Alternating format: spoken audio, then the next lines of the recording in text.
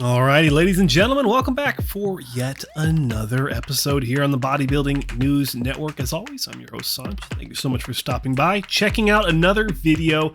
We have our 212 lineup for this year's New York Pro. Going to be getting on stage tomorrow morning.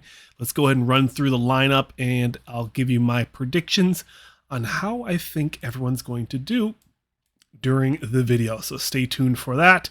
But of course, thank you so much for stopping by and checking out my coverage of the New York Pro. Buy the live stream. Make sure you buy the live stream. It is available at Bev's Gym. I think it's called .com, but check it out. Anywho, let's go ahead and start off. Number one on the lineup, in no particular order. That's just how the order is. Noel Adame.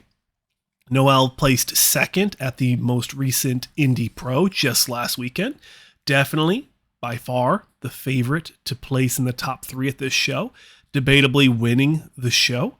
Last year, he did the Olympia, 13th place. He won the Puerto Vallarta Pro.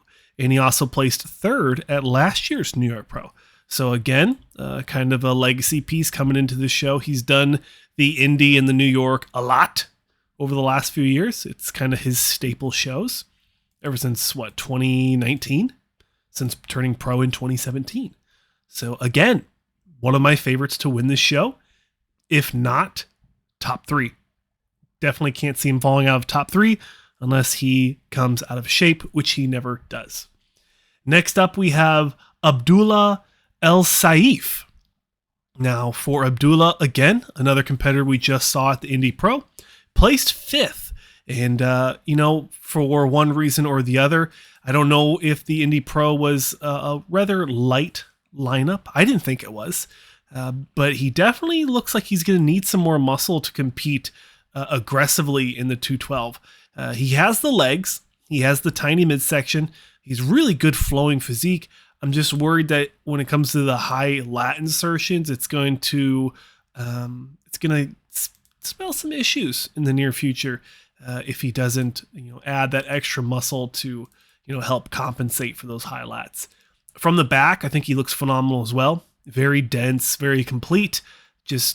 Might just need a few more years to pack on that extra muscle. This year, we saw him at the Indy, placed fifth. Last year, he won the Ben Weider Natural Pro. Interesting that this is a natural physique. Very interesting.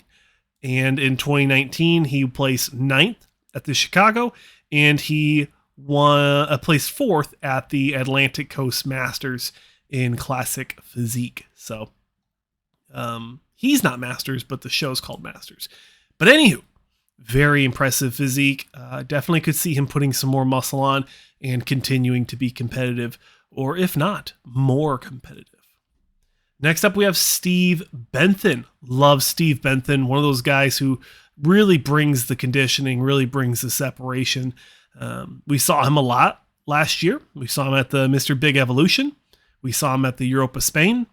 We saw him at the Big Man Weekend. All of those European Tour, Grand Prix Tour, Tier 3 shows. And he got enough points there to qualify for the Olympia, and then placed 16th, so just outside the 16th at the 212 Olympia last year. This is his first show of the year in 2022, and I expect him to land in the top 6 at this year's New York Pro. Best of luck, Steve Benthin. Next up, we have Peter Castella. Now, again, this is like a mini Indy Pro here. We just saw him at the Indy Pro. He placed 10th in the 212. And, to be as respectful as possible, I think that his big critique is the legs. From the front, he does look a bit undersized in the leg department, where he has great arms. He has a great back. The chest is good. It could use a little bit more thickness and depth and width. But I think the big critique is the legs. I thought he could have come in a little bit sharper. The glutes looked kind of soft at the Indy.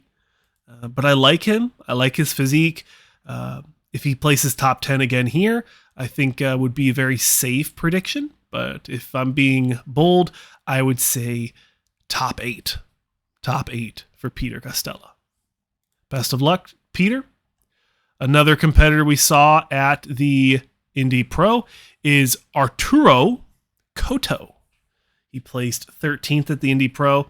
Wasn't the sharpest package of, from what we've seen from him. He could have been sharper. The conditioning could have been better. The glutes were a little saggy. Posing, I'd like to see a little bit more of a smile on him, but it looks like he has, for the most part, he has the muscle. Just needs to bring in the conditioning, especially from the back, to be more competitive. He placed 13th at the Indy Pro, like I said, and then the last time we saw him was at the 2019 Puerto Rico Pro, placing 11th, and at the 2019 New York Pro, placing 14th. So one of those guys who has been landing outside the top 10 and turned pro in 2016 at the Masters 35 Light Heavy. Best of luck, Mr. Cotto, at the New York Pro. My pick for top 4 here, again, placing 4th at the Indy Pro, is Yuman Eaton. Love this guy's physique. Crazy dense. So much muscle. I'm not sure what the critique was of him.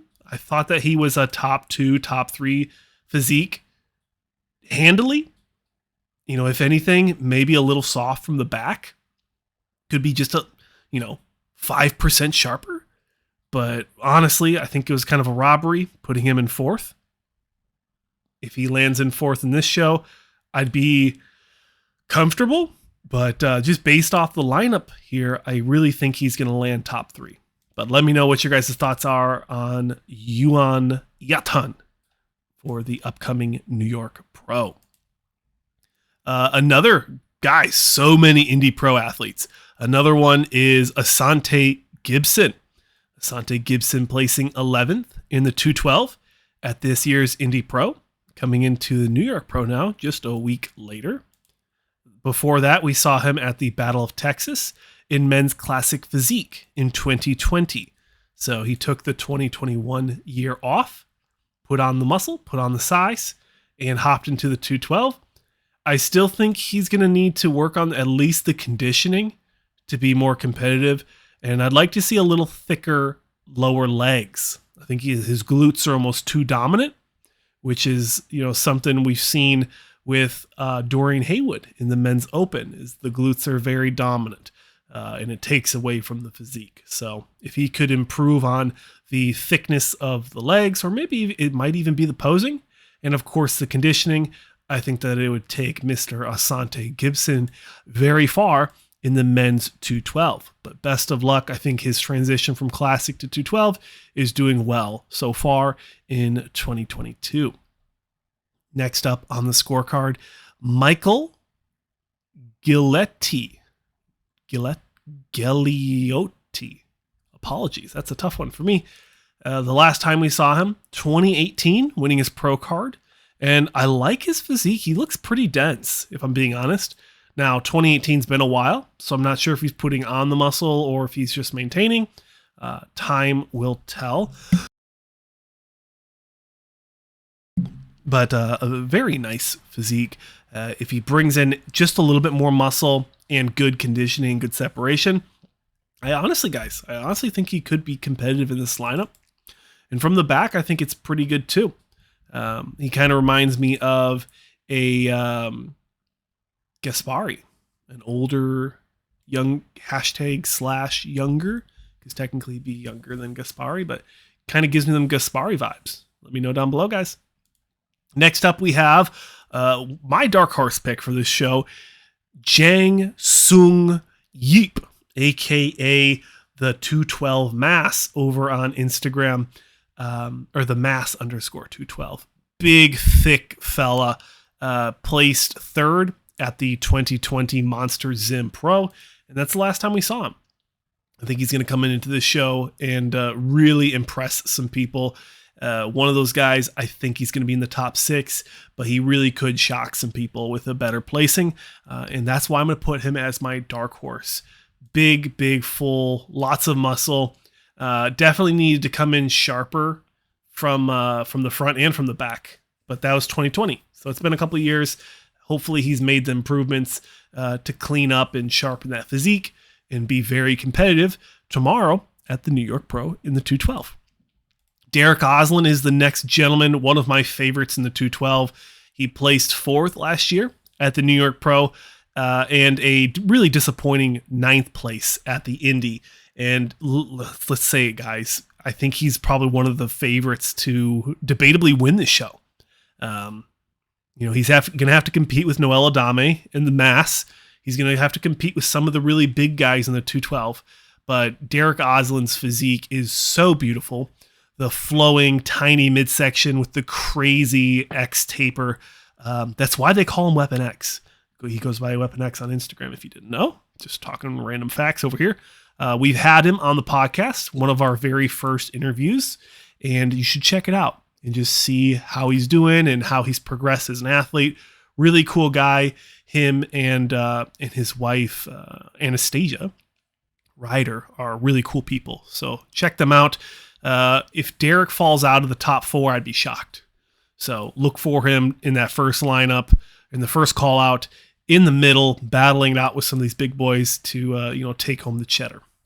And last but not least, someone who, again, I think is going to be doing very well at this show, top 6 handily, is going to be Enmanuel Rodriguez, placing 3rd at the Indy Pro. Was the last time we saw him. And before then, he placed top 6 at the 2020 New York Pro. All 212 competitors on this lineup. Really nice physique.